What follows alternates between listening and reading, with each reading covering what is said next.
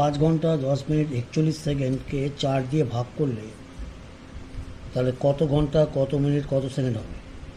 তা প্রথমে আমরা ঘন্টা মিনিট সেকেন্ড লিখলাম, তাকে 4 দিয়ে ভাগ করছি। প্রথমে ঘন্টাকে ভাগ করতে হবে, 4 ঘন্টার মধ্যে কবার যাচ্ছে একবার, তার মানে 1 ঘন্টা উত্তর বেরোলো, 1 ঘন্টা রিমাইন্ডার রইল। এই 1 ঘন্টাকে মিনিট বানাবো, 60 দিয়ে গুণ করলে 60 মিনিট হবে এবং অলরেডি 10 মিনিট নেমে এলো। তো 60 আর 10 কত হলো? 70 মিনিট। সেই 70 মিনিটকে আবার 4 দিয়ে ভাগ করব, ভাগ করলে হবে হচ্ছে আমার 17 মিনিট, আর ভাগশেষ থাকবে কত? 2 মিনিট। ঠিক আছে, আর 2 মিনিটকে আমি আবার সেকেন্ড বানাবো, 60 সেকেন্ডে 1 মিনিট হয়, 60 দিয়ে গুণ করবো, হবে 120 সেকেন্ড। 120 সঙ্গে প্লাস আবার 41 সেকেন্ড নেমে এলো, হলো 161 সেকেন্ড। 161 সেকেন্ডকে আবার 4 দিয়ে ভাগ করব, 4 দিয়ে ভাগ করলে আমার বেরোবে 40 পূর্ণ 1/4 সেকেন্ড।